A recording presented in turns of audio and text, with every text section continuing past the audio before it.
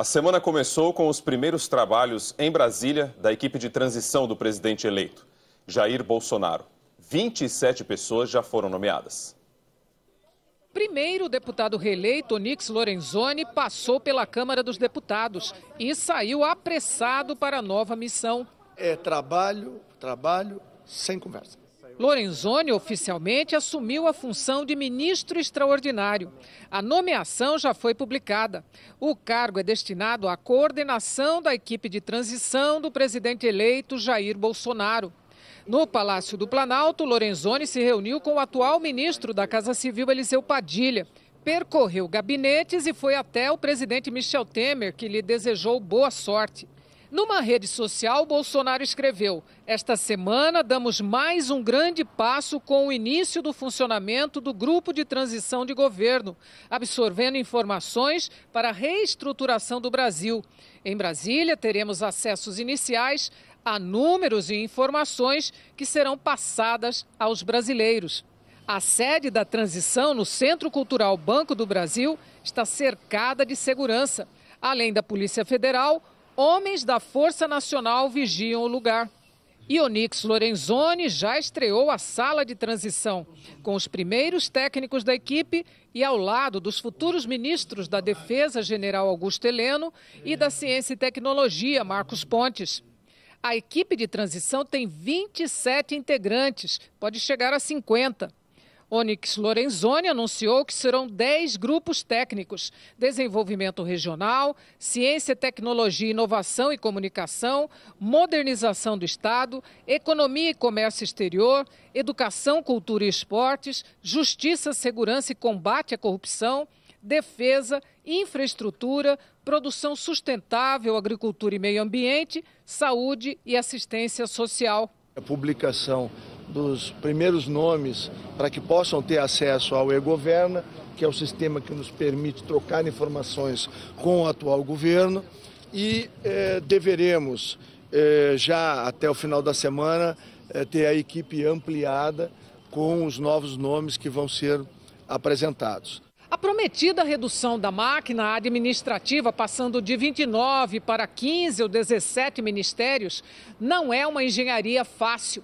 Integrantes da equipe de Jair Bolsonaro reconhecem: terão muito trabalho. Quando está prevista uma redução significativa de ministérios, essa transição ela será naturalmente bastante elaborada. Precisa ter muito entendimento entre as duas equipes. A predisposição do governo Michel Temer é favorecer todos os dados, todas as condições para que essa transição ocorra tranquilamente, com um apoio total, e isso vai nos facilitar muito o trabalho. Mas eu tenho certeza que vai ser trabalhosa. Entre os números que serão entregues para a equipe de transição estão relatórios do Ministério da Fazenda que detalham os gastos em áreas essenciais como educação e saúde. O brasileiro está vivendo mais. Na área de saúde, isso também significa gastos cada vez maiores com a população idosa. Segundo o relatório feito pelo Tesouro Nacional, em 10 anos, as despesas com saúde aumentaram mais de 30%. Mas isso não se reflete na qualidade do serviço por causa da má gestão. Um desafio que não é só de um governo, afirma esse professor. A população não envelhece em um governo, ela vai envelhecendo ao longo do tempo. Então, nesse sentido, a pressão que existe hoje, ela vai aumentar. É claro que, havendo um crescimento da economia, havendo uma maior disponibilidade de recursos, mais receita para a área de saúde, é possível fazer esse equilíbrio, mas é muito importante também gastar direito. Na área da educação, os gastos praticamente dobraram nos últimos 10 anos, segundo o relatório do Tesouro Nacional. Jair Bolsonaro se reuniu hoje com os embaixadores da China e da Itália. Um dos assuntos foi a extradição do italiano Cesare Battisti. O presidente eleito já disse que é a favor da medida. E hoje, a Procuradora-Geral da República, Raquel Dodge, pediu que o Supremo Tribunal Federal dê prioridade ao julgamento do caso. O embaixador da China, Li Jinzhang, chegou à casa do presidente eleito Jair Bolsonaro por volta das 9 da manhã, acompanhado por diplomatas e uma tradutora. O encontro durou menos de uma hora. Durante a campanha, Jair Bolsonaro fez críticas sobre a relação do Brasil com a China, que é o nosso maior parceiro comercial. Ele disse que os chineses não deveriam ter permissão de possuir terras ou controlar indústrias essenciais aqui no país. A comitiva deixou a casa sem dar declarações. Jair Bolsonaro também recebeu o embaixador da Itália, Antonio Bernardini, disse que a conversa foi sobre as relações históricas entre os dois países e também sobre a possibilidade de extradição do ex-ativista italiano Cesare Battisti. Jair Bolsonaro já disse diversas vezes que é favorável à extradição de Cesare Battisti. A Itália está pedindo a extradição do Battisti, o caso agora é discutido em frente do Supremo Tribunal Federal. Esperamos que o Supremo vá tomar uma decisão em um prazo de tempo mais curto que possível. Não tem que perguntar a mim qual é a ideia do presidente Bolsonaro. Ele acha que tem a mesma ideia que eu tenho sobre o caso. Battisti foi condenado à prisão perpétua pela justiça italiana por 4 homicídios na década de 1970. Ele fazia parte do grupo Proletários Armados pelo Comunismo. Em 2010, o Supremo Tribunal Federal autorizou a extradição, mas afirmou que a decisão caberia ao então presidente Luiz Inácio Lula da Silva. E Lula negou a extradição de Battisti.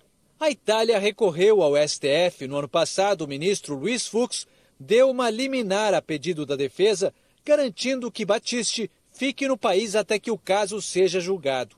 Em março, a Procuradora-Geral da República, Raquel Dodge, emitiu parecer afirmando que o governo pode rever a decisão. Hoje, ela pediu que o Supremo dê prioridade ao julgamento, que ainda não tem data marcada. Jair Bolsonaro já tinha falado sobre política externa na semana passada. Ele disse que pode transferir a embaixada brasileira em Israel de Tel Aviv para Jerusalém. Hoje, o governo do Egito, país árabe que apoia a causa palestina, anunciou o cancelamento de uma visita oficial que o ministro das Relações Exteriores, Aloysio Nunes, faria ao país nos próximos dias. Fontes ligadas à diplomacia egípcia afirmam que o motivo foi a declaração sobre a mudança da embaixada. Numa entrevista à TV Aparecida, exibida hoje, o presidente eleito falou sobre reforma da Previdência e disse que seria um grande passo se o Congresso aprovasse ainda esse ano a mudança na idade mínima para a aposentadoria.